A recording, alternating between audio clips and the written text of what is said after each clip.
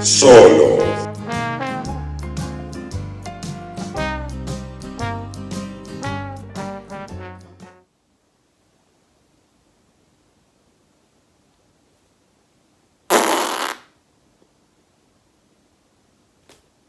Salut à tous, bienvenue dans cette vidéo critique qui sera ce soir consacrée à Joker, Folie à deux. Oui, parce que c'est dans le titre original, c'est en français, donc Folie à deux. Toujours réalisé par Todd Phillips, qui avait réalisé le premier Joker. On va faire un petit retour rapide sur le premier parce que j'avais fait une critique à l'époque sur Facebook, mais j'avais pas encore la chaîne. Du coup, pour les nouveaux, vous savez pas trop ce que je pense du film. Alors, Joker, qui est sorti en 2019, je crois. J'avais pas du tout aimé le film. Ça prenait le personnage du Joker et ça en enlevait tout ce qui fait le personnage de Joker. C'est-à-dire que c'est pas un génie criminel, c'est pas un mec qui veut créer le chaos juste comme ça, c'est pas l'antithèse de Batman. Parce que Batman et Joker sont les faces d'une même pièce. Il y en a un qui a complètement accepté la folie et l'autre qui est au bord de la folie. C'est pour ça que Joker veut pousser Batman à enfreindre sa seule règle, qui est de ne pas tuer un innocent pour complètement le faire basculer dans la folie. Parce que Batman, qu'on le veuille ou non, c'est quand même un mec qui se déguise en chauve-souris et qui défonce les gars la nuit. Bon, il a un petit peu des problèmes. Donc voilà, tu prends un Joker de 50 piges, t'enlèves Batman, enfin tu le vois, Bruce Wayne il a 8 ans, donc déjà tu fais ok d'accord, t'en fais une victime des méchants riches et de la méchante société pour faire un film sociétal sur la maladie mentale, et oh là là, les aides sociales, ça sert pas à grand chose, et tout le monde est méchant, et donc c'est pour ça que le Joker il est devenu méchant. Sérieux, c'est tout ce que vous aviez à raconter avec un film sur Joker? Sérieux? Oh là là, tu prends le Dark Knight de Nolan, putain, le Joker c'est la conséquence de l'apparition de Batman, comme ça devrait être le cas. Et là où il a été super intelligent, Nolan, c'est qu'il ne lui a pas créé d'origin story. Il s'en invente lui-même, ce qui fait que tu sais jamais s'il dit la vérité ou pas, et qu'il est complètement imprévisible, et qu'il est effrayant. Là, Arthur Fleck... on n'en a pas peur une seconde, c'est un pauvre type qui est malade. Même son rire qui le personnalise, c'est un trouble mental qui se manifeste quand il est anxieux, quand il souffre émotionnellement, tout ça machin. Donc même son rire, il est caduque. Et si je dis pas de bêtises, il me semble que Todd Phillips avait créé un film sur la maladie mentale et qu'en fait ça a jamais percé. Hollywood n'a jamais voulu lui signer son film. Et quand il a su que Hollywood cherchait à faire une réadaptation de Joker qui serait pas lié au DCU, à tout ça, qui serait un film à part, il a juste collé un skin Joker sur son film de maladie mentale et de critique de la société pour nous faire en plus un honteux plagiat de la valse des pantins mixé avec Taxi Driver pour nous sortir Joker qu'on connaît de 2019.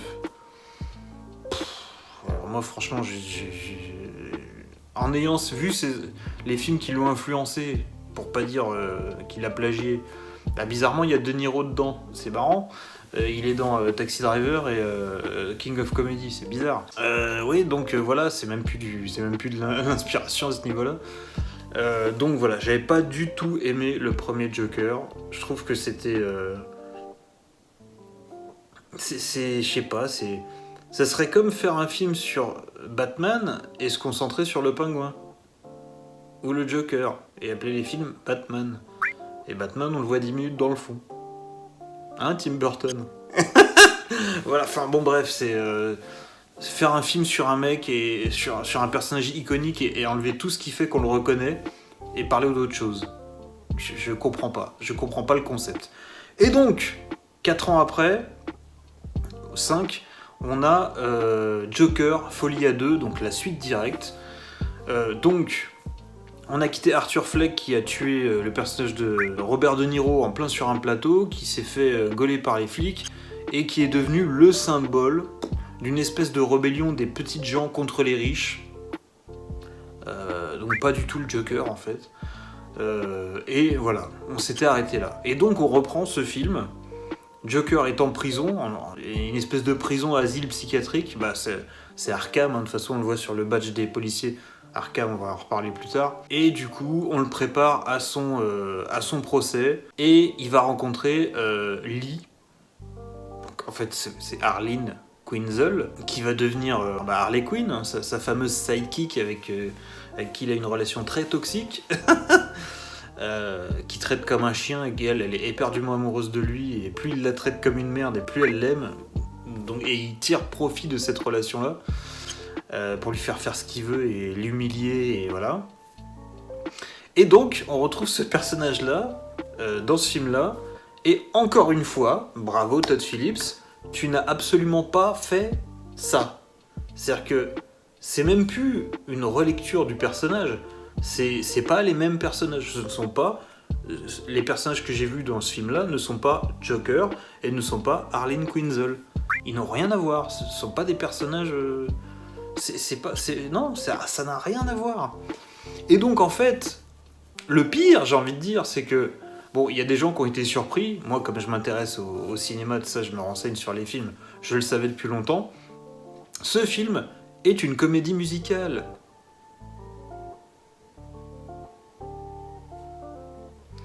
C'est un film sur un super vilain, l'un des plus célèbres super vilains de DC, des comics, d'histoire de super-héros. Tu fais une comédie musicale. Et en plus, alors je sais pas, bon, si vous avez pas vu le film, quand je vous dis qu'il y a un film sur le Joker, à quel genre d'histoire vous vous attendez ? Est-ce que vous vous attendez à 1h30 de procès en comédie musicale ? Je pense que non. Je pense que non. Et c'est ce à quoi on a droit dans ce film. La première demi-heure, ça passait encore. Je me suis dit, bon, ok, je vois pas trop où ils veulent en venir. Bon, on suit les déboires d'Arthur à l'hôpital-prison. Ok, il parle de son procès à venir. Je me suis dit, bon, il va s'évader. Avec Harley Quinn qui rencontre dans cet hôpital-prison, ils vont s'évader. On verra pas le procès, et il va foutre la merde, et ça va reprendre sur les événements de la fin du 1, où il est devenu un symbole de la révolte, et il va foutre la merde dans la ville, et il va devenir le prince du crime de Gotham. Non. Non. Non, pas du tout. On a 1h30 de procès, entrecoupé de comédies musicales, de chansons, d'amourettes toutes pourries, et voilà, enfin je veux dire, c'est... Est-ce que j'ai envie de comparer l'amourette du Joker et d'Harley Quinn à celle de The Crocs, donc le remake de The Crow, pour ceux qui ont vu ma review? C'est aussi bien développé, c'est genre on se voit, coup de foudre immédiat, on est amoureux, ça y est, on va faire notre vie ensemble. Bon, n'étant pas un fervent croyant du love at first sight, du coup de foudre comme ça, non, je n'y crois pas une seule seconde. Et j'ai envie de dire, le jeu d'acteur n'aide pas beaucoup non plus. Parce que vous le savez, Harleen Quinzel est interprétée par Lady Gaga. Alors, au début, on se demandait, mais pourquoi ? Et quand on a su que c'était une comédie musicale, on a compris. Il fallait une bonne chanteuse. Seulement, une bonne chanteuse, c'est bien. Une bonne actrice, c'est mieux. Parce que je suis désolé. Alors, Lady Gaga, elle chante très bien. Bravo, super. Oula, les chansons sont sympas. Et encore, sa voix, et elle a une belle voix. Voilà, elle chante bien. Par contre, dans tout ce qui est scène d'émotion, bah, je suis désolé, elle est pas convaincante. C'est pas une actrice, c'est une chanteuse. Et je sais, oula, ça fait longtemps, mais dans le réaction à chaud sur Antebellum, j'avais dit que y a certains chanteurs, chanteuses qui peuvent être potentiellement de très bons acteurs parce qu'ils véhiculent de l'émotion. Ils réalisent une performance dans le chant. En plus de chanter, ils font une performance. Ce qui était le cas de Janelle Monáe dans Antebellum, qui est exceptionnel, je trouve, dans ce rôle, et qui se débrouillait très bien dans les petits rôles dans lesquels je l'ai vu. Hidden Figures en fait partie, par exemple. Là, je suis désolé, Lady Gaga... En fait... comment dire, j'ai marqué ça au bout à peu près à la moitié ou trois quarts du film. En fait, quand elle est Poker Face, c'est rigolo, Lady Gaga Poker Face. Quand elle a pas trop d'expression, ça passe. Mais quand elle se met à sourire, par exemple, ses yeux ne sourient pas. C'est-à-dire qu'en fait, il y a que sa bouche qui sourit. Parce que bon, quand vous souriez, bon, c'est pas juste ça. Il y a les yeux qui se plissent un peu. Les yeux, ils remontent quand on sourit. Mais là, elle reste comme ça. Elle cligne jamais des yeux pendant le film. Et elle sourit, elle fait. Vous voyez la gueule bizarre que ça me fait ? Bah, elle, c'est comme ça pendant tout le film. Donc, au début, tu te dis, bon, elle est tarée et tout. Ok, d'accord. Au final, t'apprends que non. Mais bon, elle est quand même pas très bien dans sa tête. Mais je veux dire, ça marche pas. En fait, elle est pas convaincante. Parce que... Ce qu'elle nous transmet avec ses yeux n'est pas du tout ce qu'elle est censée transmettre à ce moment-là. Moi j'y crois pas. J'y crois pas. Alors c'est peut-être moi qui chipote, j'en sais rien. Moi je l'ai vu dans plusieurs films. Je l'ai jamais trouvée incroyable comme actrice. Forcément, c'est pas son métier. Elle se débrouille à peu près, mais c'est pas incroyable quoi. Et je suis désolé, en fait, la moitié du temps d'écran, je croyais pas à ce qu'elle disait. Ça passait pas. Joaquin Phoenix, il est pas extraordinaire. Déjà dans le premier, moi je l'avais trouvé bien, mais j'ai pas trouvé ça extraordinaire. Et là, je trouve encore moins que le premier. Le premier, il avait un éventail d'émotions un peu plus à fleur de peau. Il explorait plus de choses. Là, il fait des comme ça. Ok, bon, ok. There's a monster. Très bien. C'est pas folichon. Et j'ai envie de dire, l'histoire, elle est pas passionnante. Parce qu'en fait, c'est un procès qui pendant 2 heures. Ouais, d'accord, ok. Ouais, très bien. Alors, est-ce que en plus d'avoir... c'est marrant parce que je me disais, quel film il va plagier cette fois, Todd Phillips ? Et là, il a plagié un film qui aurait dû se faire, mais qui s'est jamais fait. C'est-à-dire que Heath Ledger étant mort peu avant la sortie de Batman The Dark Knight, Nolan avait déjà prévu un 3e volet. Donc on a eu The Dark Knight Rises à la place, mais normalement, au lieu de Bane en antagoniste, on aurait dû avoir encore le Joker avec un autre méchant secondaire. Et le film se serait ouvert sur justement le procès du Joker. Par rapport à tout ce qu'il a fait dans The Dark Knight. Et donc là, t'as un peu l'impression que il reprend... il avait piqué Taxi Driver et The King of Comedy dans le premier, Todd Phillips, et s'est dit, putain, comment je vais faire mon 2e film ? Tiens, on va prendre l'idée avortée de The Dark Knight Rises, et on va faire le procès du Joker. Ah, tiens, comme par hasard. Oh, comme c'est bizarre. Oh. Oh, comme c'est bizarre. Oh, alors. Donc voilà, c'est pas super inspiré, et puis c'est pas passionnant, parce qu'encore une fois, leur idylle, moi j'y crois pas, le jeu de Gaga, j'y crois pas, Joaquin Phoenix, bon ça va, il se débrouille bien, parce que ça reste quand même un très bon acteur, et puis l'histoire, c'est genre, est-ce qu'il va être condamné, quoi ? Pendant 2 heures, est-ce qu'il va être condamné ? Il a tué 6 personnes, évidemment qu'il va être condamné. En fait, on suit tout ça pour rien, vu qu'on le sait déjà, quoi. Et c'est comme tout ce build-up sur Harley Quinn, pour enfin qu'elle soit comme on a à peu près l'image d'elle en tête d'Harley Quinn, donc avec le maquillage, les losanges, le costume rouge et noir, machin. Putain, t'as une scène entière où elle se met à chanter devant... Parce qu'au bout d'une demi-heure du film, ils se mettent à chanter toutes les 5 minutes. C'est insupportable. C'est un moment... J'ai écrit quoi, attends ? Ah oui, à un moment, Harley Quinn, elle dit à Arthur, « Je suis enceinte ». Il la regarde, il fait, oh ! Elle se met à chanter, et il lui fait, « Really ?» Elle continue à chanter, et en fait, tu sens que il veut lui dire, ta gueule, parle-moi, en fait, parce que là, ça me saoule, arrête de chanter, on est en train de parler d'un truc sérieux, là. Et après, il se met à chanter avec elle. Donc en fait, tu sauras jamais si elle est vraiment enceinte ou pas. Et en plus, j'ai envie de dire, à la fin du film, carrément, pareil, ils ont une discussion ultra sérieuse et il lui pose une question, elle se met à chanter et il lui dit texto, arrête de chanter, parle-moi. Et moi j'étais là, j'ai fait oui, ta gueule, et parle normalement. Alors, faut que je vous explique un truc, je suis pas le public pour ce film. Déjà, j'ai pas aimé le premier, et en plus, je déteste les comédies musicales. Ah, je suis désolé, j'aime pas ça. Ce qui a fait que je suis un peu rentré dans le délire au début du film, c'est qu'en fait, toutes les parties comédie musicale sont dans le délire de Arthur. C'est-à-dire qu'en fait, c'est dans sa tête. Et donc du coup, quand il est en train de regarder les infos à la télé, qui se met à chanter, qu'il y a tout l'asile qui se met à l'applaudir, à chanter avec lui, et qu'à un moment, la chanson est finie, ça cut, et tu le revois devant la télé, et qu'on lui dit « Eh oh, réponds !»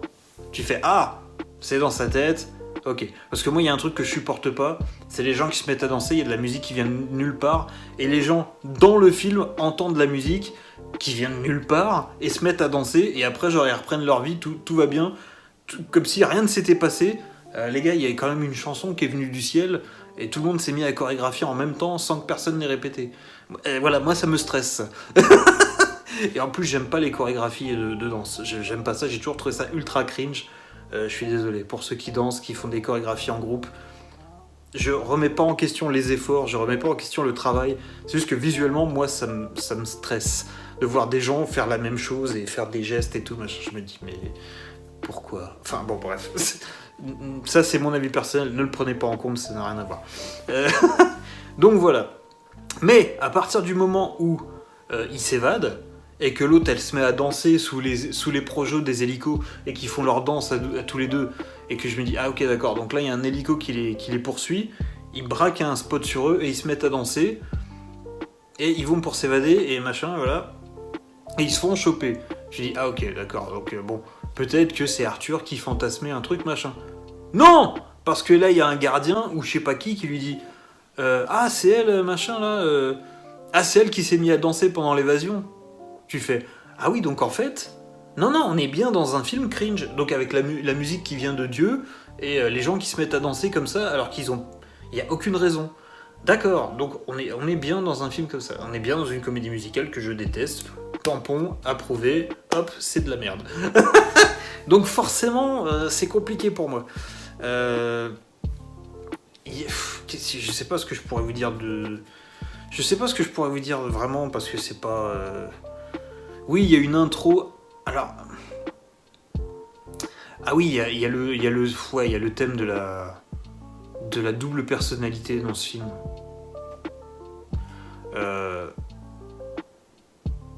Je comprends pas. Je comprends pas. Pendant tout le film, la défense dit que pour faire acquitter Arthur, on va lui coller une espèce de double personnalité. Il y a Arthur et il y a Joker par rapport à tout ce qu'il a subi étant enfant. Et en fait, le film part là-dessus parce qu'effectivement, Joker, c'est une performance. Mais est-ce que effectivement, c'est pas un espèce de double à la Split pour vaincre ses traumas? Et il y a toute l'intro du film qui dure 5 minutes, qui est un dessin animé Warner Bros, un peu style Looney Tunes, où on voit le Joker arriver sur scène avec son ombre, et en fait il se bataille avec son ombre. Il se bat avec son ombre, et en fait l'ombre l'enferme dans un placard, se maquille comme lui, et monte sur scène à sa place. Et une fois qu'il arrive des pépins, l'ombre enlève son maquillage et son costume, le met sur Arthur, et c'est Arthur qui prend les coups. Donc, tu vois ça, tu fais ah ok, donc on part sur de la double personnalité, ok. Donc en fait, tu mélanges le Joker avec double face. Donc encore une fois, t'as rien bité à ton personnage. Oh putain, double face, attends.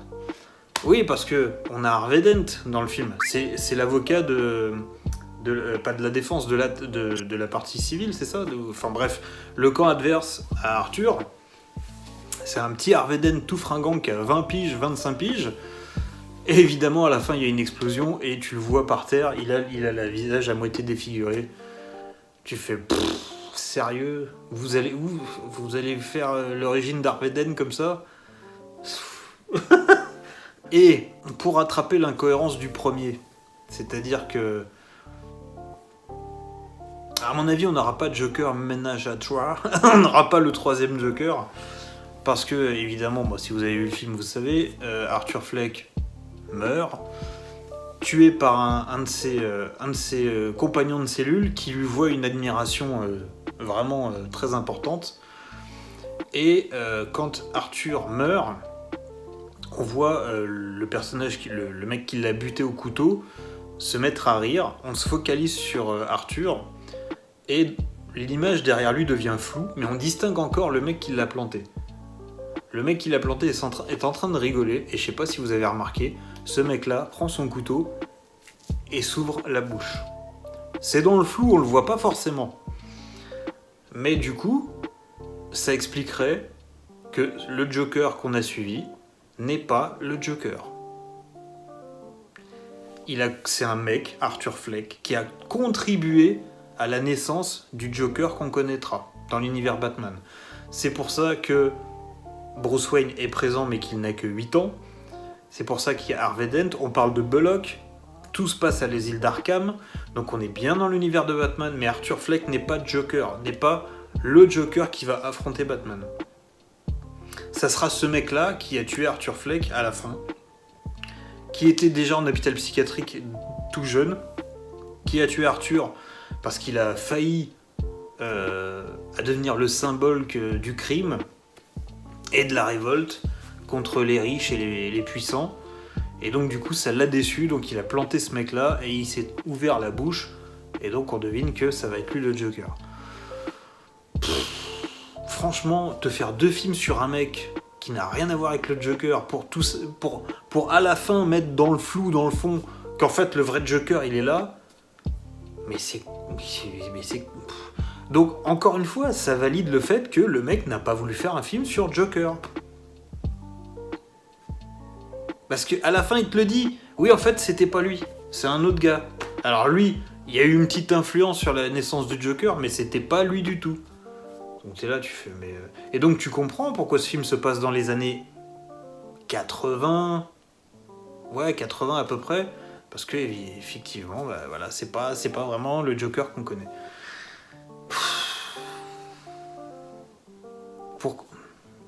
Encore une fois, je comprends pas.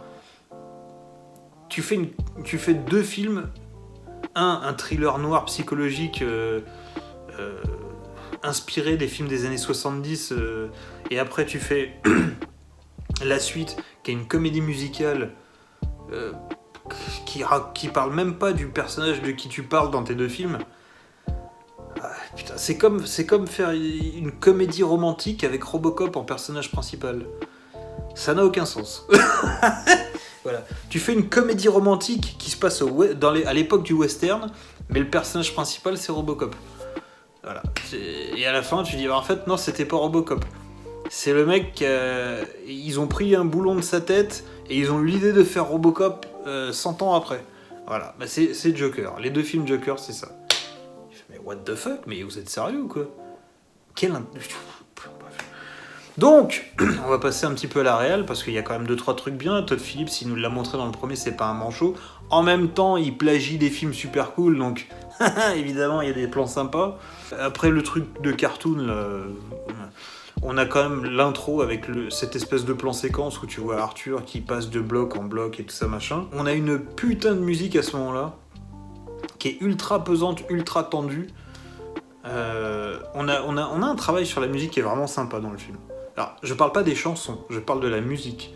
La musique, on a souvent des thèmes un peu joyeux, mais qui vont avoir des espèces de frottés de violon qui sont un peu tendus, un peu genre... Et les musiques passent souvent d'un truc un peu cool à un truc vraiment inquiétant, mais il y a des ruptures qui se font. Tu fais, ah ouais d'accord, c'est vachement anxiogène quand même. Au niveau de la musique, ça marche vachement bien. Encore une fois, pas des chansons. On va avoir certains plans qui sont vachement jolis. Je pense à celui où il embrasse Harley Quinn dans sa cellule, au mitard, là. Lui est complètement... Il est de dos, il est à contre-jour, il y a une espèce de petite lucarne carrée. Harley Quinn est en face de lui, et en fait, il y a un beau découpement de sa silhouette avec une belle lumière. Ça marche bien. On a la scène du premier baiser aussi, qui est une belle composition, une belle lumière.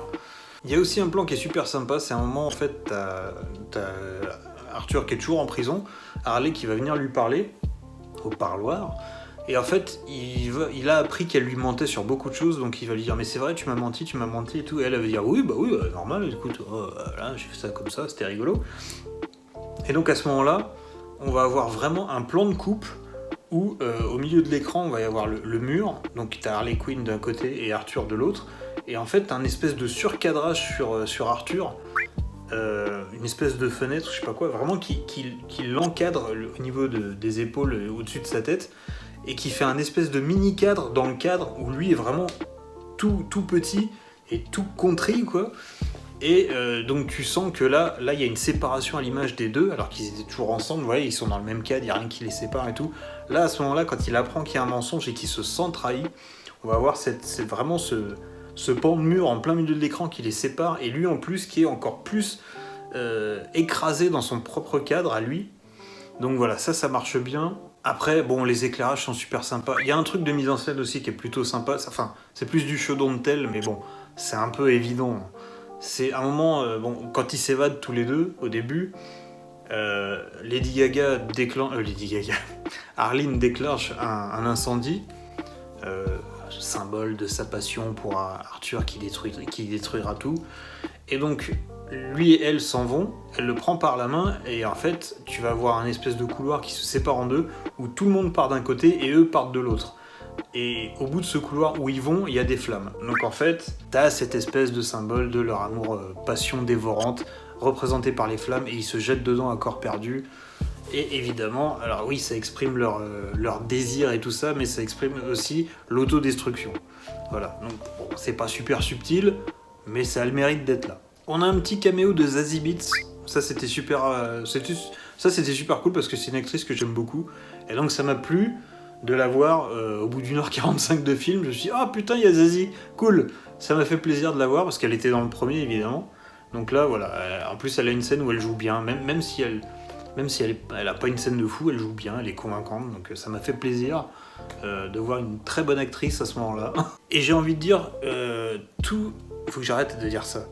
Et le problème dans ce film-là, c'est que tous les accès de violence du Joker, tout ce qu'ils nous mettent dans la bande-annonce où tu te dis « Ah, il a tapé quelqu'un, il va tuer quelqu'un », et ben en fait non, c'est que des délires dans sa tête.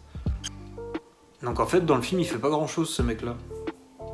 Contrairement au premier où il tue 5-6 personnes, là, dans celui-là, il fait rien.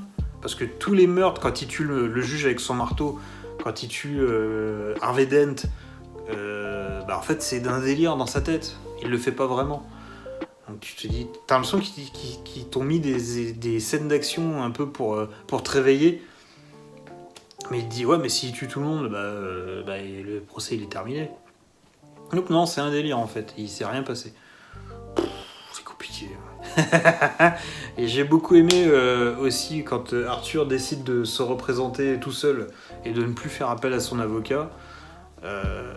Alors apparemment il y a une jurisprudence qui fait qu'il a le droit de venir déguisé en clown en Joker.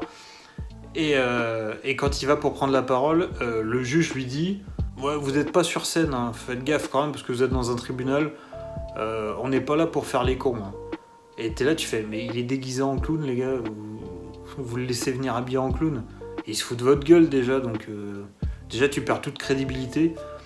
Et il redit plus tard, et Arthur il lui fait « C'est pas déjà trop tard ouais, je vous laisserai pas faire de ce tribunal un cirque encore plus que vous ne le faites déjà. » Et il lui dit « c'est pas déjà trop tard ?» Et il fait « Ne testez pas ma patience. » Et toi t'es là, tu fais « Oui, clairement en fait c'est trop tard. À partir du moment où tu l'autorises à venir habillé en clown et qu'il fait sa défense et qu'il prend des voies bizarres pour organiser sa défense, et que les gens dans le public se marrent, oui, clairement, là, il fait son stand-up, quoi, donc... Et il y a un truc auquel je n'adhère absolument pas dans ce film, mon cerveau refuse de croire que ce mec-là soit un symbole pour le peuple. C'est un malade mental qui a tué des gens, qui a tué 3 personnes dans le métro, qui a étouffé sa mère avec un oreiller, qui a tué un animateur en direct live à la télé, Alors oui, il dit oui, les pauvres ils sont méchants et la société elle est méchante. Et il tue quelqu'un et il tire une balle à bout portant en direct live à la télé. Et ce mec-là, ça devient un héros. Donc déjà non. Et en plus, non, je refuse de croire que des gens... que autant de gens prennent sa défense et son parti. Non. Non, bah... Alors c'est peut-être personnel. Oui, ça veut dénoncer que Gotham... la ville de Gotham est viciée jusqu'au trognon et que les gens prennent exemple sur un mec comme ça. Et que c'est pour ça qu'ils accepteront Batman par la suite. Si tu veux. Mais me fais pas des analogies comme ça si tu refuses de parler de Batman et du Joker dans ton film. Ferme-la. Donc moi, tu ne veux pas en parler, je ne les prends pas en compte. Donc là, on parle d'un mec qui a tué des gens en direct à la télé, qui a étouffé sa mère avec un oreiller, qui a tué 3 personnes dans le métro, déguisé en clown. Et ce mec-là, ça devient le héros du peuple. Non. Je n'adhère pas du tout, je comprends pas. Et il n'y a rien dans le film qui valide cet acte. Qui fait que je comprends que les gens acceptent ce mec-là en héros. Non, c'est pas parce que tu dis les riches ils sont méchants en tuant des gens qu'on va dire ah ouais ce mec-là il est bien. Non, tu tues des gens en fait. Et en plus, t'es un malade mental. Donc la voix du peuple serait un taré qui tue des gens ? Non. Ah non. Donc voilà, on va s'arrêter là parce que j'ai quand même déjà bien parlé sur ce film.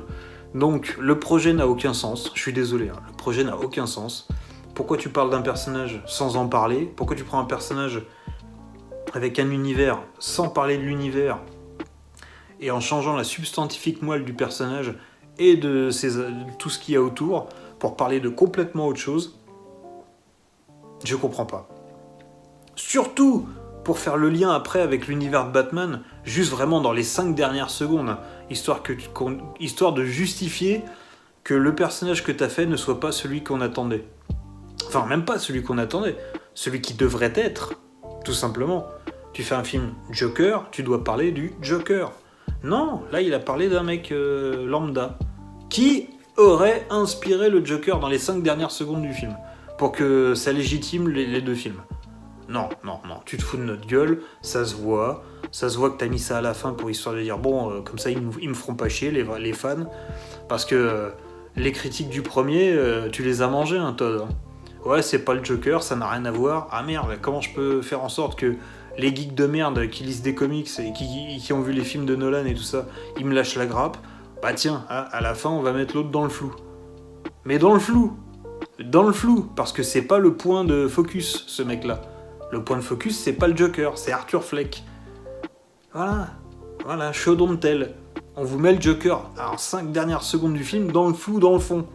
Comme ça, vous m'emmerdez pas. Mais je ne veux pas parler de ça, moi je veux parler de ce mec-là qui est en train d'agoniser par terre. Et qui n'est pas qui n'est pas Joker. Mais je ne comprends pas cette volonté d'aller à l'encontre du sujet de ton film. Voilà. Donc, tu voulais parler de la maladie mentale et de la guerre, de la lutte des classes. Et en 2e épisode, t'as décidé d'en reparler avec une comédie musicale. Et une histoire d'amour. Ah putain, l'histoire d'amour. Attendez, allez, point vite fait. Mais comment j'ai pu ne pas en parler de ça ? Bah oui, forcément. La relation entre Harley et Joker et Arthur Fleck n'est pas du tout celle qu'on attendrait, on serait en droit d'attendre, vu que c'est pas le Joker. Donc c'est normal. Donc voilà, bah j'ai rien dit. Parce que évidemment c'est logique vu que c'est pas le Joker ce mec-là. Voilà, donc si vous aimez pas trop les comédies musicales, je vous préviens, à partir d'une demi-heure de film, toutes les 5 minutes ça chante. Donc ça devient insupportable. Au bout d'un moment, t'as juste envie de leur dire fermez vos gueules et arrêtez de chanter. Et quand Arthur il meurt à la fin, j'ai marqué allez crève et arrête de chanter. Voilà. Voilà, parce que j'en pouvais plus. Donc aucun intérêt. C'est styliste. Au niveau du style, c'est très beau. Au niveau des plans de caméra, c'est vrai, c'est cool. Il y a des petits regards zénithaux, il y a des petits trucs, il y a des petits jeux de couleurs pour voir que Arthur il délire, les parapluies notamment au début du film. Bon ça voilà. Il y a des plans qui sont bien composés, il y a des belles lumières, il y a tout ce que tu veux. Le jeu d'acteur, moi je l'ai pas trouvé sensationnel. L'histoire, inintéressante au possible. Les musiques, chiant de ouf au bout d'un moment. Au bout de la 3e, j'en pouvais déjà plus. Donc, et puis je suis désolé, quoi. Le procès, il est nul. Il est nul, quoi. Ah, appelez-moi Saul Goodman, s'il vous plaît, je vous en supplie. Parce que là, c'est inintéressant, quoi. Et tout ça pour finir sur, en fait, t'as suivi 2 films sur une fraude. Voilà, donc voilà. Hein. Comme quand je dis, ça fait 5 ans que je dis que ce film n'est pas sur le Joker. Merci Todd Phillips de m'avoir validé. Voilà. Et tous ceux qui disent oui, non, mais c'est une autre version, c'est machin. Non, non, non. Il a prouvé par ce dernier plan qu'il ne voulait pas parler du Joker. Voilà. Voilà, donc c'était bien de la merde. Et à bientôt pour une nouvelle vidéo. Ciao. Nul.